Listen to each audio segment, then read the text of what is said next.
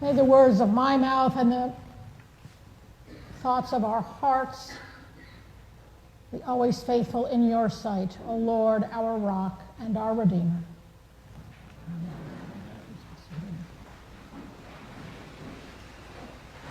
So first, good morning. If I haven't met you before, my name is Margaret D'Anieri. I am the Canon for Mission and Transitions on Bishop Ann's staff, and I bring you her greetings this day, along with the greetings of my colleagues on the staff, and I am glad to be here. One of our common day saints that most people haven't heard of is Dr. Paul Farmer. Anybody know that name? He died just a couple of years ago, far too young. He was a graduate of Harvard Medical School, a physician, and later chair of the Department of Global Health and Social Medicine at Harvard Medical School. A pretty smart guy, well-connected, might have done whatever he set his mind to. What he set his mind and his heart to was global health, particularly for those with limited or no access to decent health care for all kinds of reasons. Poverty, racism, caste, and class, all embedded and entwined with political, economic, and religious systems that had little imagination for how things might be different, little appetite for what it would take to change things. He was the co-founder of an organization called Partners in Health that worked to provide basic health care in some of the poorest parts of the globe. Much of his work was done in Haiti, training community health workers and setting up clinics. He was adamant that this was not work of charity, but work of accompaniment. Those who have heard of him is probably because of the Pulitzer Prize-winning book about Farmer by an author called Tracy Kidder.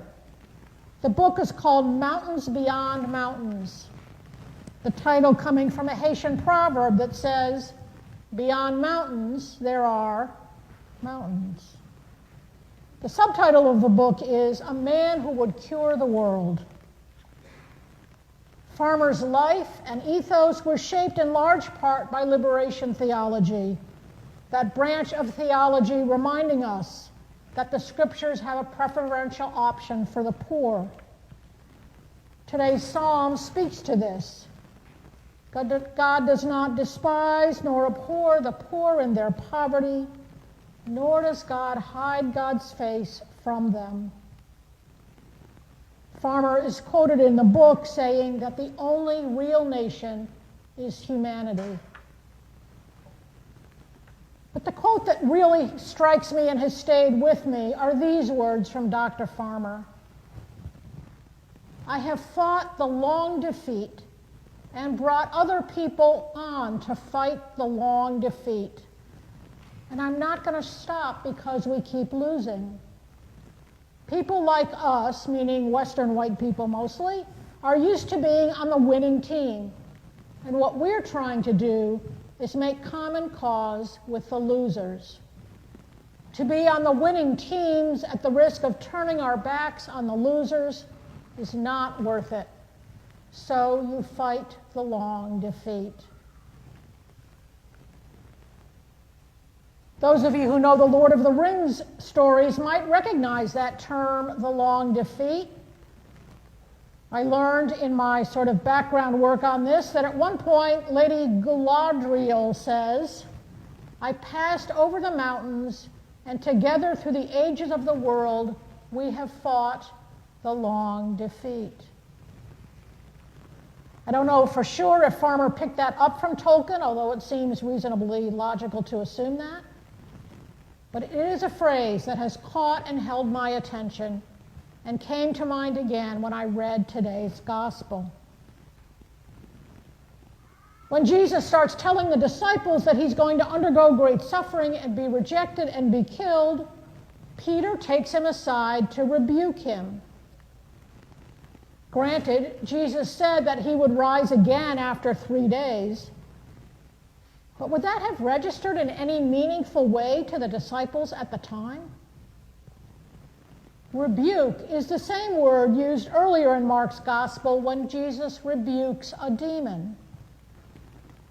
Peter had different ideas as to what a Messiah would be, should be, and uses some strong language with Jesus to disabuse Jesus of some wrong idea. To do this to one's rabbi and teacher would have been horrifying to anyone who was listening. Jesus reacts quickly and swiftly and severely, saying that Peter is speaking words that belong to the world of demons. But really, was Peter so wrong to say, "Wait, Jesus, I think you're mistaken"? Because what Jesus suggests is a pretty defeatist expectation for discipleship. A long defeat of suffering, rejection, persecution, death. Taking up the cross and following Jesus is not just about crucifixion, but about all the humiliation and jeering along the way. Peter had given up everything, his livelihood, his family, the things he was good at. He and the other disciples had witnessed and participated in healings, saw the Jesus movement growing with leaps and bounds. And so this new revelation that the path of discipleship was a long defeat just didn't make sense. Viewed from another angle, this was another testing of Jesus. This was one more chance for Jesus to say to the power of evil, "You know, Peter's right. Maybe I don't need to take this all the way. Maybe I can take a shortcut. After all, I could do a lot of good with the power and social capital of being a worldly Messiah." Maybe that's part of why Jesus reacted so strongly. The temptation was real, and it was coming from one of his best and closest friends and followers. There are those who believe that civilization is becoming less and less civilized, that we are on the path to anarchy and chaos that will only be reversed and redeemed at the second coming of Jesus. J.R.R. Tolkien was of such a belief. Having lived through both world wars in England gave him some justification for that. Dr. Martin Luther King Jr. said that the moral arc of the universe bends towards justice. He didn't mean that we could sit back and watch that happen like we might watch the solar eclipse, but that the heart of humanity would, over time, do what Paul Farmer was trying to do: cure the world, success after success and defeat after defeat, regardless of humanity's borders and borderlines. So if you're a big thinker and like engaging in big ideas, you can wrestle with all of that. At the same time, some of us today, I suspect, are just trying to get the laundry done today so that we have something clean to wear to work tomorrow. Perhaps you're worried about a loved one or just need an hour of peace and quiet to settle your soul and spirit. For us as well, this idea of the long defeat can be helpful. Not that we are doomed or destined to fail, but quite the opposite. A reminder that we cannot handle everything, do everything right and well. A reminder that winning isn't everything, and certainly isn't the only thing, as Vince Lombardi said. Peter needed to learn this. And while Jesus' reaction was strong, Jesus didn't send Peter home.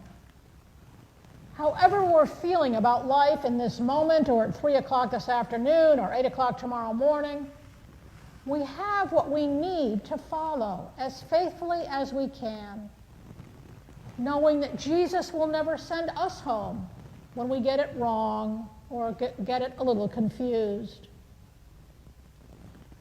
One Lenten discipline can be to cultivate a mindset that what has been done, and that what has not been done has not been done, and to let it be. That doesn't fit our American obsession with productivity and production, which is precisely the point. To deny ourselves and take up the cross is to do some self-examination about what we value and why, and perhaps shift our gaze to the promise of grace offered to all, the winners, the losers, and everyone in between, and to ask how we might be avenues of that grace. The psalm promises in different words, but with the same idea, that God has the whole world in his hands, all those who have died and those yet unborn, to all the ends of the earth. And though Peter may not have been able to hear it in the moment, Jesus did tell him that he would rise again, and Peter got to be a witness to that. I leave you with the words from singer-songwriter Sarah Groves, who wrote a song called The Long Defeat. Conditioned for the win, to share in victors' stories, but in the place of ambition's din, I have heard of other glories. And I pray for an idea and a way I cannot see. It's very heavy to carry and impossible to leave. I can't just fight when I think I'll win. That's the end of all belief. And nothing has provoked that more than a possible defeat. We walk a while we sit and rest, we lay it on the altar. I won't pretend to know what's next, but what I have, I've offered. I pray for all of us that as we embrace a little bit of losing, a little bit of humility, that we offer that to the heart of God.